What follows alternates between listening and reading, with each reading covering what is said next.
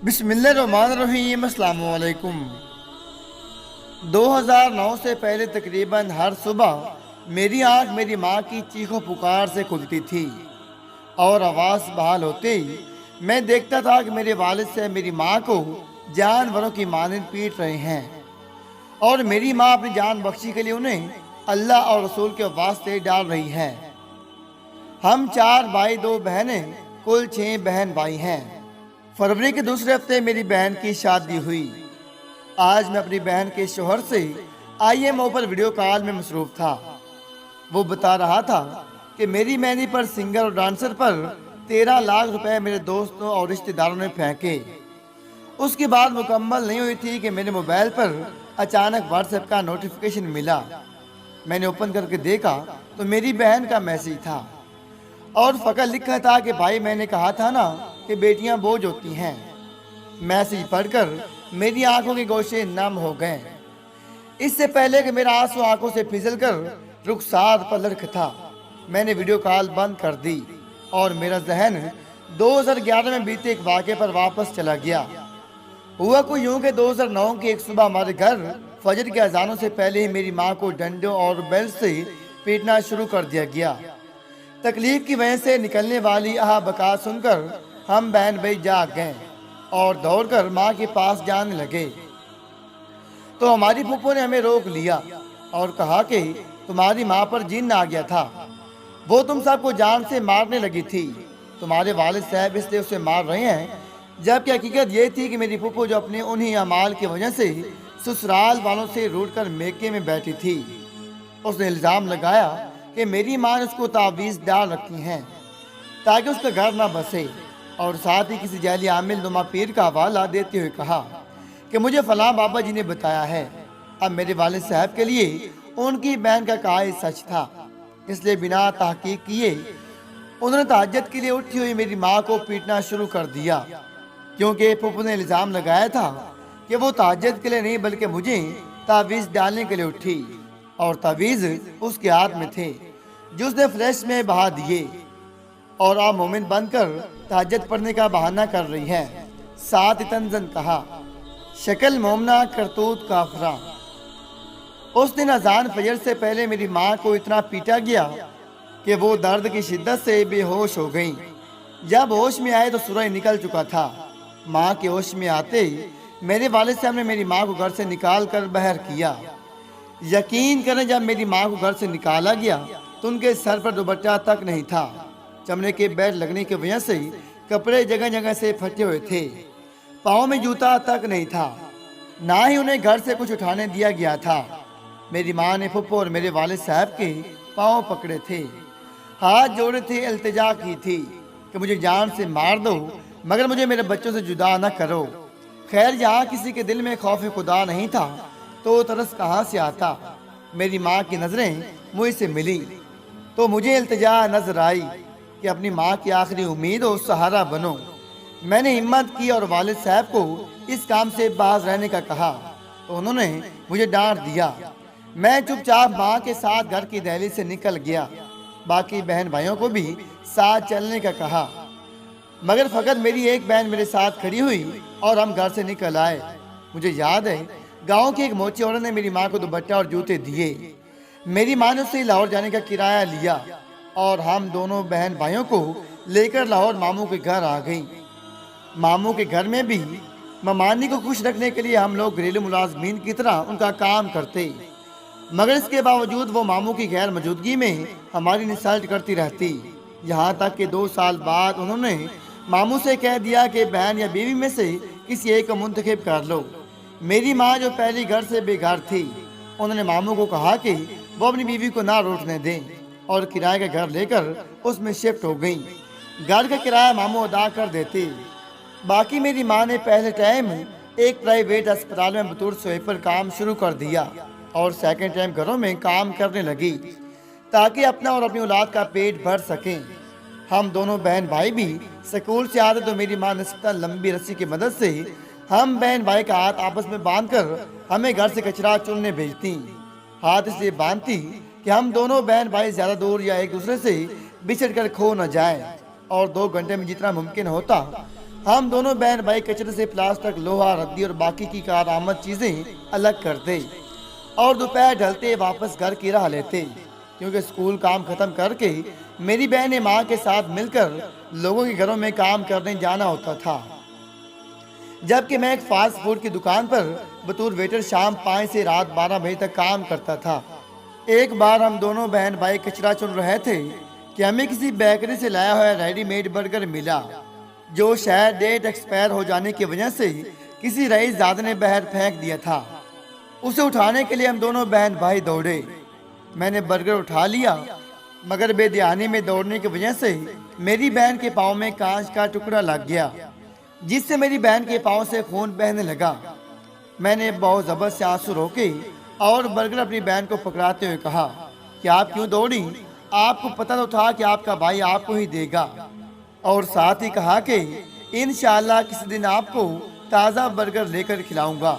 मुझे पता था कि जल्द ऐसा मुमकिन नहीं, मगर फिर भी अपनी बहन को तसल्ली दी और आज 11 साल बाद भी अपनी बहन को मैं ताज़ा बर्गर लेकर नहीं दे सका। मैंने बहन को उठाकर बाहर साफ रास्ते पर लाकर खड़ा किया ताकि उसे मजीद किसी तकलीफ से महफूज रख सकूं। जब मैंने अपनी बहन को उठाया हुआ था तो मेरी बहन ने मुझसे इंतहाई मासूमाना अंदाज में कहा था कि भाई, लोग सच ही कहते हैं कि बेटियां बोझ होती हैं। और मैंने मुस्कुरा कर कहा, नहीं, लोग गलत और झूठ कहते हैं। बेटियां तो सुकून होती हैं, इज्जत और वकार होती हैं। खैर, इन्हीं दिनों के दौरान मेरे वालिद साहब ने मेरी माँ और मामू पर बच्चों के अगवा का मुकदमा कराने की कोशिश की और बदकारी के इल्ज़ाम भी लगाए। तो मेरी बहन डरकर वापस वालिद साहब के पास चली गई कि कहीं वो दोबारा माँ को कोई नुकसान न पहुँचा दे, मगर मैंने किसी भी हाल में माँ का साथ छोड़ने से इनकार कर दिया था, क्योंकि मैं घर से अहद करके निकला था कि आइंदा ज़िंदगी में कोई ऐसी सुबह नहीं आने दूंगा जिस सुबह मेरी आँख तशद्दुद सहती माँ की चीखों पुकार सुनकर खुले। मेरे वालिद साहब ने गांव की पंचायत लगवाई तो मेरी माँ डर गई। उसे यकीन था कि पंचायत मुझे मेरी माँ से छीनकर बाप के हवाले कर देगी। मैं जब मामू के साथ पंचायत के सामने पेश होने के लिए घर से निकल रहा था तो मेरी माँ ने बेहिसाब मेरा मुंह चूमा। ज़बान से लफ्ज़ कम और हलक से हिचकियाँ ज़्यादा निकल रही थी। जब मेरी माँ ने मुझे अलविदा किया तो मेरी माँ ने मुझे मुंह से बोलकर वालिद साहब के पास जाने से एक बार भी न रोका, मगर उनके आंसू चीख चीख कर बता रहे थे कि तुम अपनी माँ का आखिरी सहारा हो। खैर, मैं मामू के साथ गांव पहुंचा। पंचायत लगी और मैंने बता दिया कि मैं अपनी मर्जी के साथ अपनी माँ के पास रहना चाहता हूँ। और जब दूसरे दिन वापस गया तो पिछले 5 सालों में वो पहला दिन था जब मेरे घर खुशी में कोई मीठी डिश बनी, और वो भी सेवियाँ थीं, जिसमें डाला गया दूध, चीनी और सेवियाँ, सब कुछ उधार था। और ये उधार रकम से वापस करना हम दोनों माँ बेटे के लिए मुमकिन नहीं था। इसलिए हमने इतवार के दिन उस दुकानदार के घर का सारा सामान नीचे वाले पोर्शन से ऊपर शिफ्ट किया और सारे घर की सफाई की।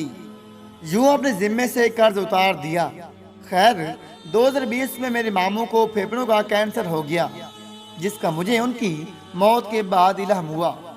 तो उन्होंने पता नहीं किस तरह बिना मेरी रजामंदी बल्कि मेरी मुखालफत के बावजूद मेरी माँ को वालिद साहब के साथ सुलह करवा कर वालिद साहब के घर भेज दिया।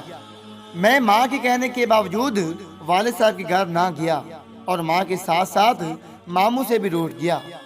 रूठने के बावजूद मैंने अपनी माँ से फ़ोन पर रब्ता रखा और अक्टूबर 2020 में मेरी माँ ने गांव के किसी आदमी के ज़रिए मुझे लेबर के वीज़े पर मस्कत अमान भिजवा दिया, जिसको आधे पैसे मेरी माँ ने अपना जेवर देकर अदा कर दिए और बाकी के पैसे मैंने यहाँ कमा कर देने का वादा कर दिया।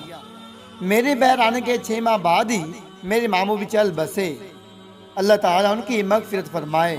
और मेरे पास इतने पैसे भी नहीं थे कि मैं टिकट करवाकर उनके जनाजे पर जा सकूं। यहाँ मेरी माहाना तनख्वाह पाकिस्तान के 40,000 लगी और खुदा गवाह है मुझे पूरे साल में फ़कत 3 तनख्वाहें मिली। बाकी जिस कंपनी या आदमी के साथ काम किया उसी ने मेरा हक खा लिया। मेरा यहाँ कोई सहारा नहीं, ना ही परदेश में कोई मदद करता, इसलिए मैंने अपना मामला खुदा पर छोड़ दिया। आज 1.5 साल बाद मैं अपना कर्ज भी नहीं उतार सका। मेरे वालिद साहब बीमार हो गए तो बहन भाइयों की जिम्मेदारी भी मैंने उठा ली। मेरी बहन ने BS इंग्लिश का रखा, जो कि शहरी लोगों के लिए भले कोई मायने नहीं रखता, मगर देहाती लोगों के लिए बहुत तालीम है। इसके बावजूद हमने अपनी बहन को घर के हालात और मजबूरी का बताया और उसका रिश्ता अपने सगे खालाजाद से तय कर दिया, जो कि बिल्कुल अनपढ़ था। मगर इस लालच में रिश्ता तय किया कि वो लोग बिना जहेज के शादी के लिए तैयार थे। खैर, फरवरी के दूसरे महीने में शादी रखी, जो कि मेरी नज़र में तकरीबन 40 से 50 हज़ार में हो जाती, क्योंकि हमने जैली जेवर थोड़ा सा ख़रीदा और फ़कत 4 नए सूट, वो भी मेरी एक कारिया सितरा खान ने तोहफा दिए थे, वो दिए। बाकी आने वाले बारात, जिसका अंदाज़ा 20 से 25 आदमी थे, उनकी चाय का इंतज़ाम, जो तकरीबन 20,000 से 30,000 में हो जाता। मगर अहन शादी से हफ्ता पहले मेरी खाला ने कहा कि पिछले 1.5 साल से बहर है, क्या वो अब तक इतने भी नहीं कमा पाया कि बहन की बारात को खाना दे सके। हम लोग दोपहर का खाना आपसे खाएंगे, और साथ ही बता दिया कि बारात के साथ 500 आदमी होगा। मेरी माँ ने खाला को लाख समझाया, अपने हालात बताए, गुजरा हुआ कल याद दिलाया, मगर मेरी खाला ना मानी।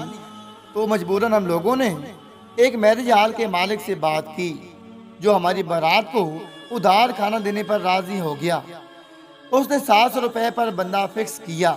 यूँ मेरी बहन की शादी मुझे 3.5 लाख रुपए का मकरूज कर गई, जो तकरीबन 2 साल में मैं वापस नहीं कर सकता।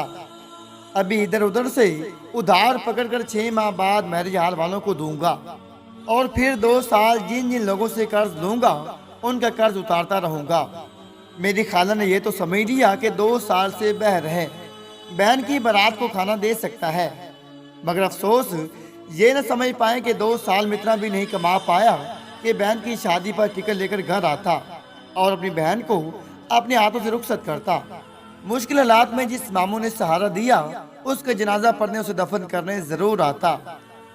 आज जब कॉल पर मेरी बहन का शौहर मुझे बता रहा था कि उसके दोस्तों और रिश्तेदारों ने शादी पर 13 लाख रुपए सिंगर और डांसर पर फेंके, तो यकीनन किसी कोने में बैठी मेरी बहन सुन रही थी, और उसको पता था कि उसका भाई कितना मकरूज हो चुका है।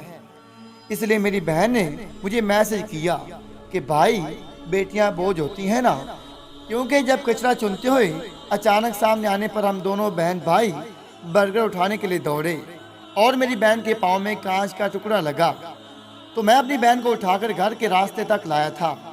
तब मेरी बहन ने रास्ते पर पहुंचते मुझे कहा था कि भाई, बेटियां बोझ होती हैं ना, और मैंने अपनी बहन के माथे पर बोझा देते हुए कहा था, बहनें भाइयों का गुरूर होती हैं। मगर न जाने क्यों आज मैं अपनी बहन को अपना गुरूर क्यों नहीं कह पाया था। पता नहीं क्यों आज मैं अपने आंसू जब्त नहीं कर पाया था। पता नहीं आज क्यों मुसलसल रोने की वजह से लग जाने वाले हिचकी ने मेरी इशा की नमाज मुख्तसर करवा दी थी। शायद इसकी वजह यही थी कि वक़्त साबित करना चाहता था कि बेटियां वाकई बोझ होती हैं। खैर, मैं जैसे तैसे करके कर्ज अदा करूंगा, चाहे मुझे अपने जिस्म का कोई एजाब बेच कर करना पड़े। मगर मेरी तमाम हज़रात से अल्तिजा है कि जब कोई शख्स आपको बहन या बेटी दे देता है, तो दूसरे लफ्ज़ों में वो आपको अपने हाथ बांध कर दे देता है। तो आप सबको अल्लाह और रसूल का वास्ता है कि लोगों पर उनकी औकात से ज़्यादा बोझ ना डाला करें।